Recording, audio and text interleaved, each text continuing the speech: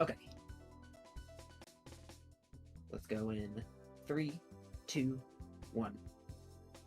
Alrighty, so my name is MHFsilver, or just Silver, and I'm joined here by my co-commentator Shovel.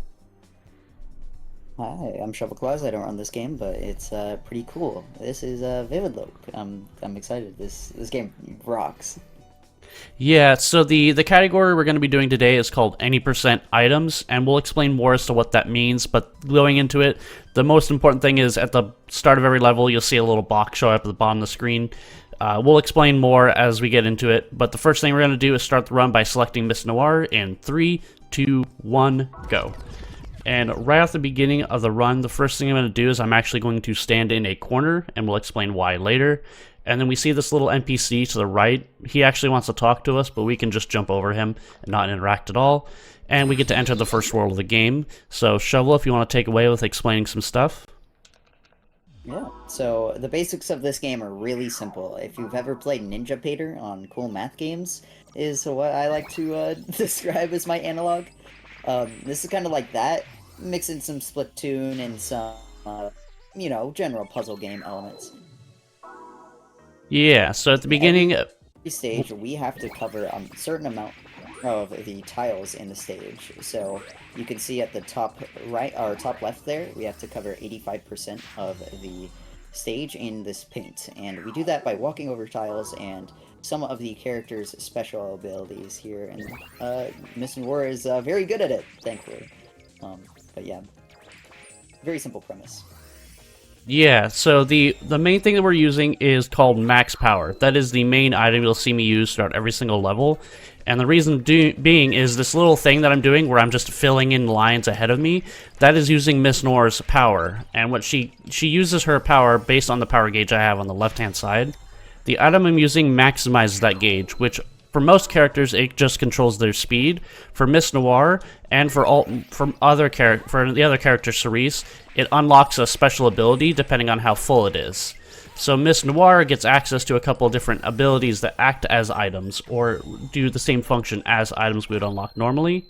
And the main one we're going to be using is called Rolling Fire, and that just sends a straight path in front of me and also has a benefit of getting rid of enemies in front of me. And there are going to be times in later levels where we're going to have to change the color multiple times. The Rolling Fire will set it to whatever color it needs to be at the end. So we benefit quite greatly from it, and so you'll see me use a max power at the beginning of basically every single level. The other thing you're going to see me do at every level is normally there's a little flyover where the game will show you what the level looks like. I'm actually skipping that by clicking in on the left stick. I can do the retry button, and by doing it during this fade in where it's trying to show me what the level looks like, it is actually a skip and will load me into the level faster. That's faster than, watching the animation play, or normally you can hold X to speed it up. Just mashing the retry button resets it and lets you get into the level much quicker. Yeah. And you'll see occasionally as well here as Miss Noir, she actually also has a dash move that Silver can take advantage of to, at the end of every cover percentage that we need, we can actually just instantly right behind us, and that will decrease our power meter all the way down to empty. Whenever you tread over ground that you've already covered, you will instantly lose power. It ticks down ever so slightly. So this game is a really careful balancing act of maintaining that power meter while trying to get the most for your power as possible. Because using Rolling Fire actually decreases the amount of power in that gauge. The kind of benefit to any percent items is that it's a lot easier to maintain that power meter because you don't have to worry about power when you have an item that you can just instantly max your power. But you can see at the end of every stage we enter this bonus phase, and we want to get out of that as fast as possible. The way we do that is by just tanking our power meter all the way down to 0 instantly. Yeah, so we basically, anytime we enter that bonus phase, if we have the power to, we want to dash directly over tiles we filled in. If we don't have enough power, which can happen, we want to actually walk diagonally over tiles, because then we're hitting multiple tiles at once as we walk, just so we can quickly end that bonus phase. And then as we go through... World 3. Yeah, as we progress, worlds are going to start introducing new features and new ideas. So this one we can see these little tiles that have the arrows on them. They actually speed you up, and we're going to use that to our advantage to sort of speed me along as I'm filling in all these areas. The other abilities that Miss Noir has are ones we're not going to really touch too much. She's got one that's borderline useless in my opinion, but the dash and the rolling fire are the ones that are going to be incredibly vital. And as mentioned earlier, we want to mostly control our power gauge. With the fact that I can just instantly refill it, doesn't mean that I'm completely careless in regards to it. With that previous level, there were some tiles where I was using the rolling fire to fill in, but then still walking down a certain path. And the reason I'm doing that is to preserve the amount of power gauge I have. And so instead of just spamming them wildly and losing all my power gauge and having to spend the time menuing to get it back, those levels like that, I will usually take a smaller route where I will just walk a bit of it. You can also refill it by touching the bonus fruit that will spawn naturally in the levels. Those will refill your power gauge by a certain amount. But for the most part, what we're going to be doing is starting every single level by using a max power, and then working around and then just filling them in. Most of the levels we're going to be playing are going to be based around straight lines to maximize the capabilities and the usefulness of the rolling fire itself. And then later in the game, that sort of changes. But as you'll see, there's a lot of times I'm just skipping by levels and not touching a lot of them. With the thing I did at the beginning of the game where I just stood in a corner, that's called short mode. And short mode changes how many levels I need to beat per world from a varying amount from like 8 to 12 to only 5 at most. And so 5 is the only amount of levels I will ever have to do in each world. So we're only going to do the 5 fastest levels, which, because of the way that, you know, when it comes to stuff like this, the routing always changes and there's always new ways to do certain stuff. So this route for this game has changed dramatically in like the last year, especially because within the last year is when Miss Noir came out. She was introduced with an update that was specific to the Nintendo Switch version at first when that came out, and then she came to PC later. Yeah, short mode makes the routing of this game really dynamic because instead of needing like 8 whole stages, you can just pick the fastest 5, and occasionally that changes. You know, you'll find a new route that, oh, this one's faster now, so we can swap in what we're doing now. Here in this stage, we get introduced to the bomb. The bomb is extremely useful. That's a sentence, a unique sentence. The bomb just gets rid of enemies, which can be really convenient if you have an enemy just kind of spawn on top of you. And additionally, we have these invisible tiles that will light up whenever you get near them. This is supposed to make it kind of confusing. Thankfully, the routing for this game makes it to where these don't usually pose much of an issue, but you can get kind of caught off and you miss an invisible tile and you're like, oh, find whatever invisible tile I missed. Uh-oh. Yeah, and they used to be a whole lot trickier. In recent updates, it has made it easier to spot where the invisible tiles were. But in earlier versions, it was very difficult to spot them. So if you missed one, you'd be wandering around for a while trying to figure out where you messed up. Yeah. You can see here also, rolling fire is not just... it kind of follows the gravity in a way. That's a weird way to describe that, but it's true. Of the stage, so it'll curve down those curved tiles. I had some super monkey ball in the brain because because of the that one bit we ran that one time. So, but it makes it to where rolling fire is really useful even on stages where you know, it has all these curved edges and you have these wild stage layouts where you're meant to kind of find your own path, but you can just throw rolling fire down and boom, it's just that easy. And here is one of those stages where we need to color a tile multiple times, and rolling fire coming really in handy with that. You can just throw it over and not worry about it. However, we're getting introduced to some stages that will kind of recursively remove our progress, so it'll unlight a tile whenever we walk over it for a second or third time. So we want to try to avoid backtracking in those stages because it can undo our progress and make it a lot slower, depending on how bad we kind of fumble the route. Can get tricky. Yeah, it is, especially levels like those. Those are typically ones we avoid like the plague when it comes to the routing for this game. We do not like levels like that because it really slows us down if we have to worry about where we're walking. We want to spend the most amount of time just, going fast and not really caring. And so there are very few levels like that in the entire route.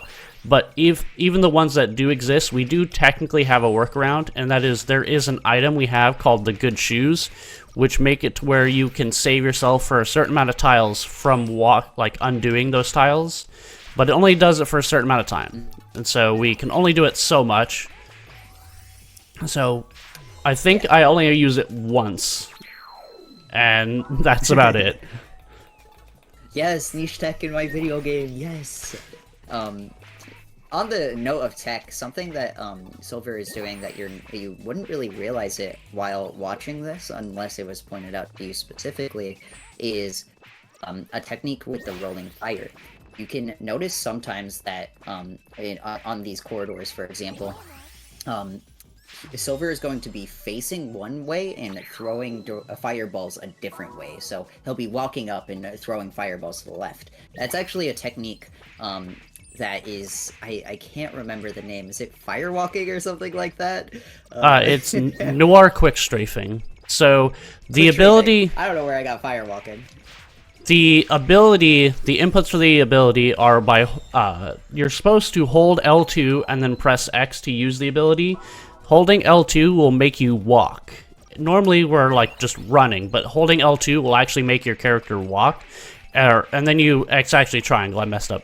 Then you press triangle to use the rolling fire. But it was actually discovered by a member of our community that if you press L2 and triangle together to start the rolling fire, and then you let go of L2, but continue to hold triangle, it'll remember that you're trying to use the rolling fire, and so instead you can initiate it by pressing L2.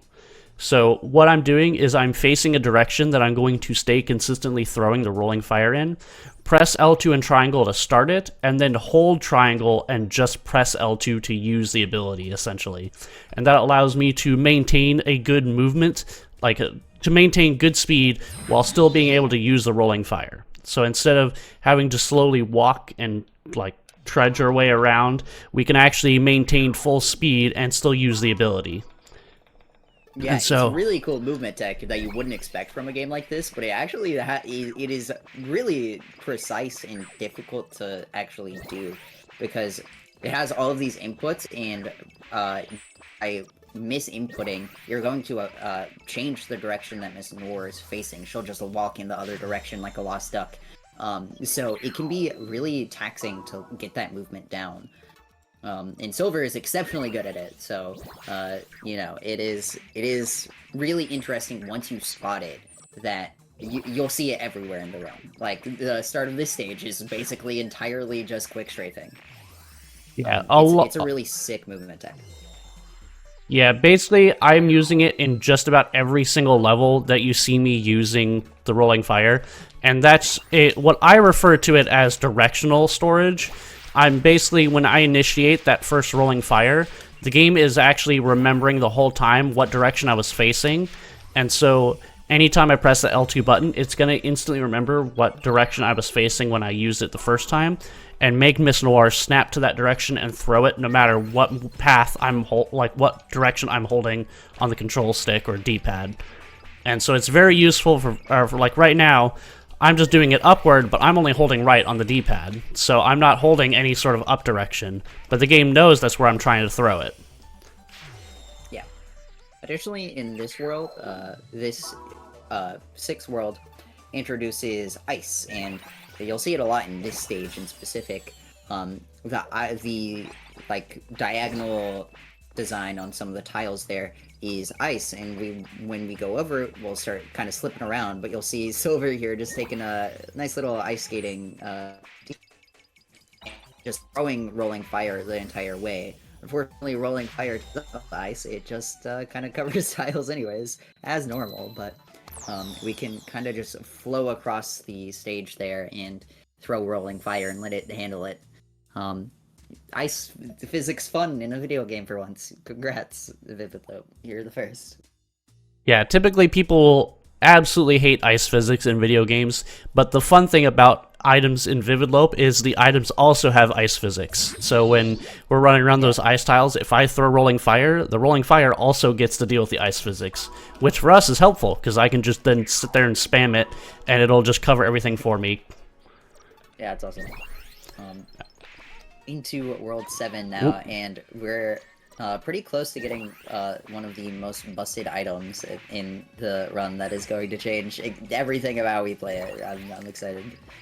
Yeah, if you think the fact that me using a max power at the start of every level and doing the rolling fire makes this the most busted thing in the game, there's technically something even more busted that we get access to after this world that is so insane that it single-handedly changes how our route is done.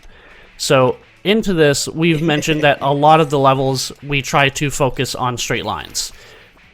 And that's because, obviously, the rolling fire does great at straight lines. But the next item we're going to get very much does not like straight lines, which isn't too bad, because also, as we approach the end of the game, the levels start to get more complex and more intricate and difficult, which just so happens to coincide with the item we're getting. And one thing I did in that previous level that I'm going to explain a bit more here is the bomb. The bomb item is used to clear out all the enemies on the screen, but it also gives you invulnerability frames. This level is intending for you to take a special item called the super jump, and the super jump, it does exactly what it sounds like. It just makes you jump super far, but once you pick it up, you can't use anything else. So what I'm doing instead is all of these pink tiles with the X's are supposed to insta-kill you, but by using the bomb to give myself invulnerability frames, I can just walk over all the tiles, or in this case, just dash over them, and then never have to worry about taking the damage and not have to worry about picking up super jump. Extremely cool tech, like the most niche tech in the game, but it's used to skip one upgrade.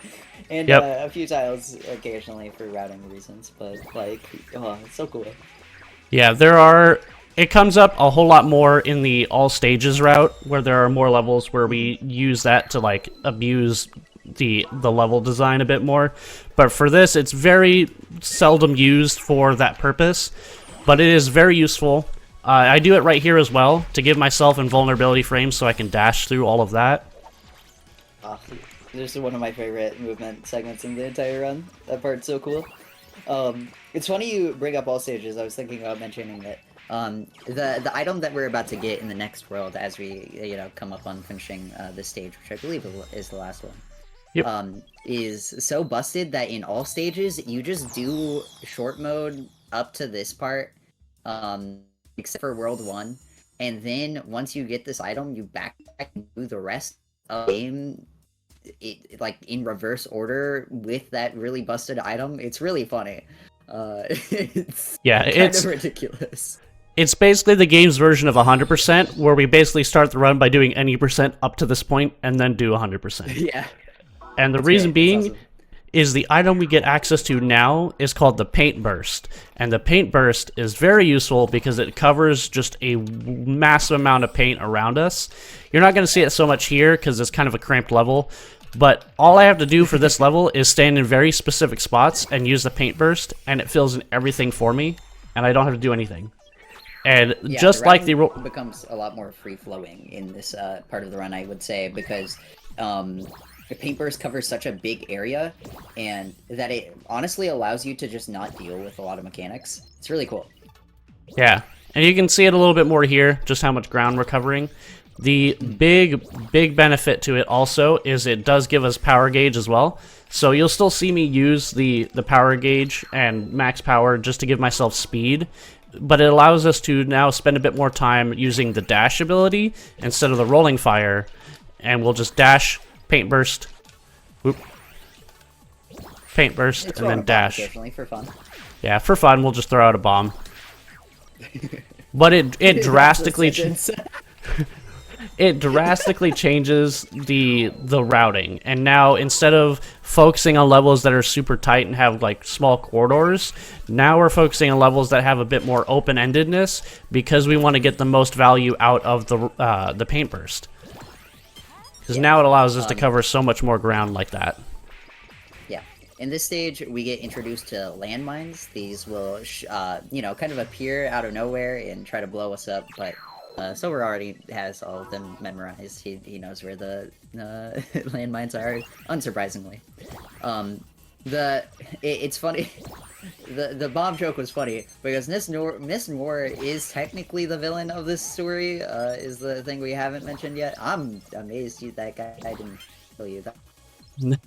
Yeah, technically, but we're playing as the villain of this story. So the other two characters, Cerise and Acrew, we didn't really talk a whole lot about them, but their whole gimmicks are Cerise, when her power gauge is high enough, she can take a hit, so she doesn't die in one hit if your power gauge is high enough. Acrew, the other character, his power gauge controls his speed, so he goes significantly faster than all the other characters when his power gauge is high. And they are technically the protagonists. Miss Noir here is the antagonist, and at the beginning of every single world, there's been a little cutscene that you see me skip. That one is very different from all the others. What's happening is the game's cutscenes are trying to tell us the story of why Miss Noir became the villain. And it's a very tragic story of her falling in love, realizing that the person she was in love with was cheating on her, and then her world comes crashing down because of it. And so she just wants to take it out on somebody. And so what we're doing over the course of her story is this whole thing we're playing through is her creation. She built all of this. And we're basically doing her test run before she sends it out into the world to try and trick somebody into it. You know, I know she made the game and all, but I didn't think Miss Noir would be this good at VIVIDLOPE. Kind of gaming. This bit sucks. But we're in the final two worlds now, and you can see even in like these kind of corridor-heavy worlds or levels, Paint Burst is just good enough to where like it fills up the stages almost instantly. It is absurd, but it makes the routing really fun. I think it's cool. This game's cool.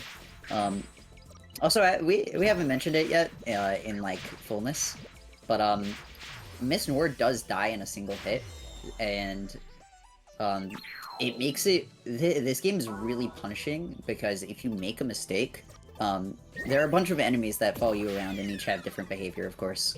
Some of them are kind of Pac-Man style, they'll just, you know, chase you around. Some of them are Pac-Man style in that they're a little bit smarter than that and have their own dedicated patterns. So even small mistakes can end up sending you kind of off course, and then enemies can like ambush you and kind of mess up your entire route. So, and this becomes especially prevalent in the late game of this run, where the stages end up getting flooded with enemies. They are literally everywhere and will not take any.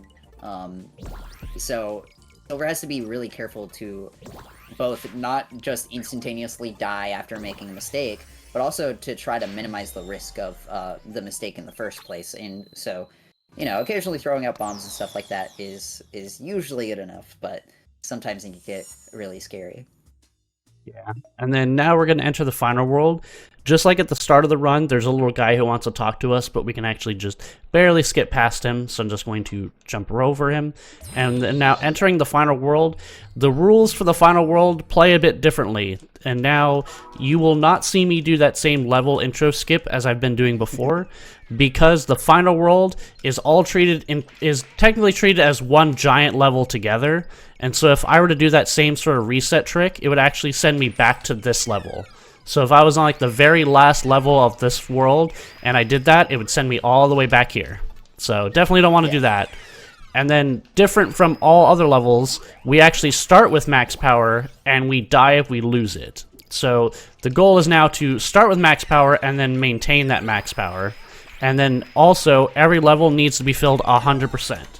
So whereas before we've been prioritizing levels that generally have lower percentage counts, now every single level has to be filled 100%.